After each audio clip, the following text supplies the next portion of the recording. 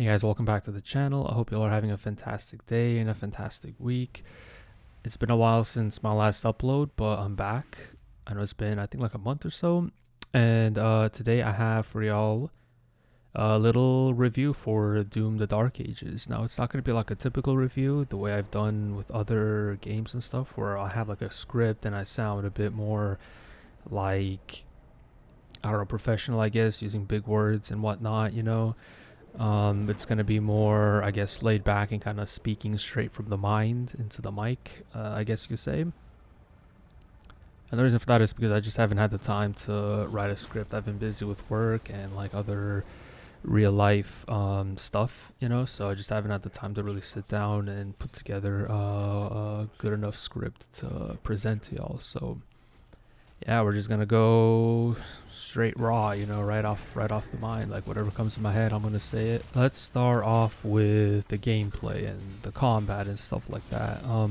So this game feels, in my opinion, a bit slower compared to Doom Eternal. Now, I haven't played Doom Eternal in a while. I wanted to play the previous Doom games, Doom 2016 and Eternal, before this one came out, just to kind of like, I guess, prepare. But I saw like a preview event or something by some other YouTuber talking about the game, and they mentioned how like the game feels very different compared to Eternal, like right off the bat. Like it has a lot of new mechanics and stuff like that, and it won't feel the same. Like he mentioned how like it'll be a bit of an adjustment for people who have played Eternal, that they'll have to kind of like abandon their play style from that game to kind of like suit this game's gameplay mechanics and stuff. And ever since I heard that, I was like, I guess it's not really worth playing the previous games if it's gonna feel completely different. But so I could understand the difference between them. But I know that the game was a lot more fast paced back then. Like you have all of these different like movement mechanics, like dashing, double jumping, etc. The game just felt like, I even saw a YouTube video, not a YouTube video, but something on Reddit, like a video of a guy playing, and he's just like absolutely going crazy and whatnot. So, and it felt a lot more fast-paced in my opinion compared to this game. Now that I said that, that doesn't mean this game is super slow. I would say that the Doomslayer has a lot more weight to him, like just by the way he like jumps, and when he lands, he creates this, like, I don't know how to explain it, like as if he has a lot of heft to him, you know what I mean? He feels heavier and more like an absolute unit, I guess, compared to like a agile gymnastics, you know what I mean, type from the previous games, if that makes sense. And yeah, you can't dash and stuff like that like you could in Eternal, but you do have a shield, and you could lock onto enemies and you could dash to them. And like if they're like smaller level demons, like demon fodder and stuff like that, like I don't even know the names of the demons, but like, the smaller, less important ones, you kind of like just kill them instantly, and you'll create this kind of like shockwave that'll kill. Like if you dash at one enemy in a group, it'll like cause all the other ones to just die, like, and explode and stuff like that. But if you dash towards bigger enemies, they'll either get stunned, or some of them will just attack you like right back. You could upgrade the shield to do a lot of cool things. You have you could upgrade it to like do more damage when you throw it. I mean, you could basically throw it like it's Captain America's shield that'll bounce around and kill demons. And you could throw it at a demon, like a much larger demon, and it'll get stuck in them. And then you could have like, there's this one upgrade for one of the guns, like the machine gun, where if you throw the shield at a demon, it gets stuck in them, and you shoot the shield, it'll like reflect bullets into other demons near it. Or you could have the other upgrade where if you light up a demon, right, if you shoot it, it'll like, the demon will start glowing yellow, and if you throw the shield at him, then it'll cause it to like explode and do more damage and stuff like that. And this game has a new mechanic where you can deflect attacks. So some enemies have special attacks that they throw at you. The green ones, like the bright green ones, you can deflect them back and it'll do damage to them, or it'll like it'll damage them and it'll kind of stun them a bit. Now, I've seen some people complain about how this kind of disrupts the flow of the game, because you'll be spending a lot of time kind of 1v1ing a demon, especially if it's a bigger demon, like a more one that takes longer to kill. You'll just be standing there in front of it, blocking its attacks, especially like this one right here on your screen. You're just kind of like standing there 1v1ing it, and you have all these other demons, smaller demons and even bigger demons in the background attacking you, and you're just kind of like locked into this 1v1. Well, not locked in, like you could just turn around and fight the other ones, which is kind of like what I do. I kind of take care of the lesser ones, the ones that I could kill really quick, and then I focus on the big boy ones. And I kind of do agree that it does slow down the gameplay a bit. I feel like it kind of does disrupt the flow, but in my opinion, it's not a big deal. It's not like a game breaker. You know what I mean? It's not really not that big of a deal. You'll just get used to it, and then you'll kind of like, I guess, like I said, get used to it, and it'll feel good. So yeah, and the shield, it's honestly a good addition. When I first saw the trailer and now he has a shield, I thought it might just kind of like not make sense for a demon slayer to be like this menacing kind of like force of nature to be hiding behind a shield, you know. But you know, I got to play the game and it's like, oh, okay, like the shield is not really a defense weapon. I mean, it is, but it's more like, I would say it's 50-50. It's like defense, but at the same time it's offense because you deflect attacks and like, you know what I mean. And so now some of the weapons, we do have some weapons returning, like the shotgun, the double barrel shotgun, we have a plasma rifle, and I believe that's about it in terms of weapons that are returning. I mean, I guess you could say the assault rifle that shoots these small darts could be like the assault rifle that we had in Eternal. I forget what it's called. But now it shoots like these, it doesn't shoot bullets, it shoots like tiny bolts, and you could swap to the secondary fire, I guess you could call it. Well, it's technically a different gun, but and it shoots like crossbow bolts, and it does a fuckload of damage, but it shoots really slowly. And each gun has like its own upgrade path that you spend coins that you get from completing missions and finding them around the map, or you could spend these amulets that you have to upgrade to get different upgrades, or you could spend, well, once you get to like the last tier, you got to spend this, like, I don't know what it's called, but it's like a jewel, this purple jewel that you find by just exploring the map and doing challenges and stuff to acquire it. And the guns themselves, I mean, you know, they did a good job. They feel good. They have weight to them. They have a sense of like punchiness to them. They're good to shoot. Oh, one more thing about the shield I forgot to mention is that it has these perks that you get later on in the game. To get them, I believe when you first kind of go to like when you reach the part of the game where you start getting all this like Cthulhu like themed areas and stuff, and you kind of put your shield in this green well, and it powers up, and you unlock the new not perk, but like tier that has different abilities. Like some of them, for example, my favorite one is the one where when you deflect a shot, it'll shoot off these kind of like blue swords, and you can upgrade it to shoot even more blue swords like in front of you, and it does a fuckload of damage. I think that's the best one in my opinion. There's other ones where when you deflect, you kind of summon the second gun from somewhere, I guess, and you start shooting from like your back, and you start shooting demons and stuff. And there's one where whenever you deflect properly, you kind of create this ground slam in front of you in a straight line that kind of like disorients demons and does some damage to them. But personally, I think my favorite one is definitely the one with the blue swords. I just think it's the most it looks cool, and it just does a fuckload of damage. Just the one that I upgraded all the way. Now moving on to the music. Obviously, as y'all know, Mick Gordon is not the one composing the soundtrack. The soundtrack for Doom Dark Ages is composed by Finishing Move Inc. And the people who made the music are Brian Triffin and Brian Lee White. This is just stuff I got off the internet. And in my opinion, it just doesn't sound as good as Mick Gordon when he was composing the soundtrack for Doom Eternal and Doom 2016. It's not bad. Like, it does a good job of like hyping you up to fight demons and stuff like that, but it just sounds kind of like, I don't know, it's the Mick Gordon soundtrack has a lot more like oomph to it, you know what I mean? It gets the blood pumping, it gets the adrenaline pumping, you know what I mean? The soundtrack is fine. It's not terrible, you know, it's you know, it's fine, I guess. I could live with it, you know. And honestly, I kind of feel bad for the guys who made the soundtrack because they have to like compete with Mick Gordon. And Mick Gordon set the bar so high for this Doom soundtrack that anything that isn't literally Mick Gordon, it just isn't good enough, I suppose. So yeah, but it's fine. It's all right, you know. It's, you know, I see a lot of people online talking about it and kind of like complaining about it, and I guess making a big deal out of it, but it's really not the end of the world. The soundtrack is fine. It's okay.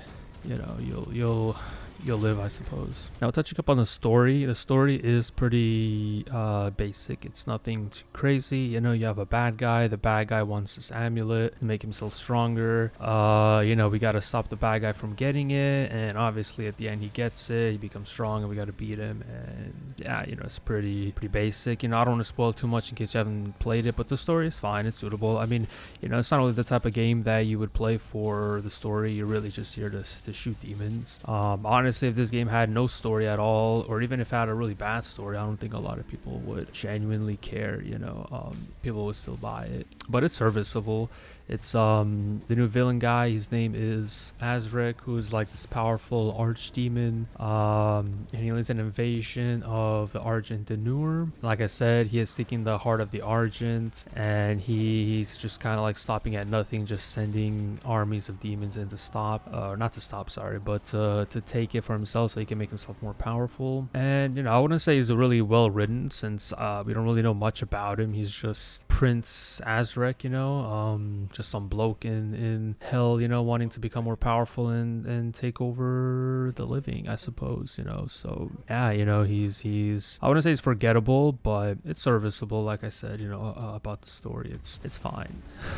It's fine, you know, it's good, you know. Oh, and one more thing I forgot to mention is you don't just play as a Doomslayer. You also you have some levels where you hop in this giant mech and you kind of just run around, and you're like this giant like suit of armor crushing everything around you, and you'll have like these buildings, you know, near you, and you just like destroy them by simply running into them. And it's just really cool, and I feel like they could have messed this up really easily and made it feel clunky and just like a chore to play these sections of the game. But I think they nailed it. It feels fluid, it feels fun, and you know, you have different attacks. Like you could punch demons, and if you dodge their attacks a lot, and you kind of charge up for a more powerful hit, and you have like one where you could slam the ground with your foot. That'll kind of like disorient the demons, and you can kill them if they're weak enough. And you have another one where it's like you dash enough to fill up 2 bars, then you can like let out a very strong like palm punch, I guess is what you would call it. It's kind of like a finisher move on the demons, the very large giant demons, of course. However, I think the mounted combat that they didn't nail as much would be the dragon riding, and that's because now the dragon does look cool, like aesthetically, you know. I mean, he has freaking wings that are like these they're not actual wings, they're like this I don't know what you'd call this, and he has like a jetpack that he uses to kind of like propel him forward, and you have a mounted machine gun on top, and it's just awesome. And also the sound design too, just the sound of the rockets and like the way you land, it's just all very epic and stuff.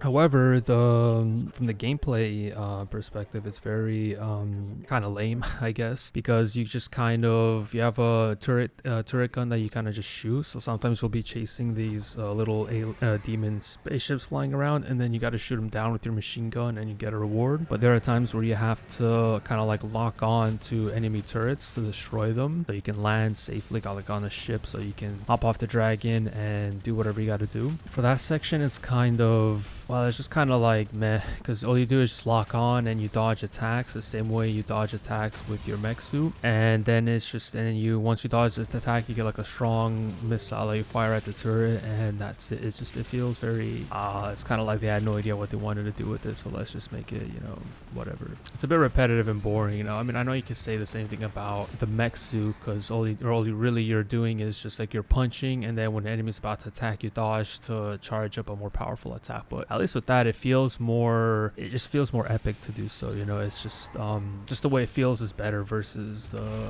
riding the dragon and just dodging it to get a more stronger attack, I suppose. So yeah, I think that just about covers everything. I really enjoyed this game. It is a very good game. It is definitely going to be a Game of the Year contender. I don't think it's going to win Game of the Year, because Doom isn't really the type of game that usually gets Game of the Year's awards for, but it was definitely fun. Now, I played it on the Xbox Game Pass for PC, and I would say this is one of those games that's definitely worth dropping $70 for. Like, it's one of those games that's worth every penny, in my opinion, because you can feel the passion and love that the developers put into it. And you know, the 5-year wait between Eternal and now, I would say is worth it, I suppose. Yeah, you know, I guess now we gotta wait another 5 years or so for the next Doom game. Oh, and one last thing I forgot to mention, and that's the performance for this game.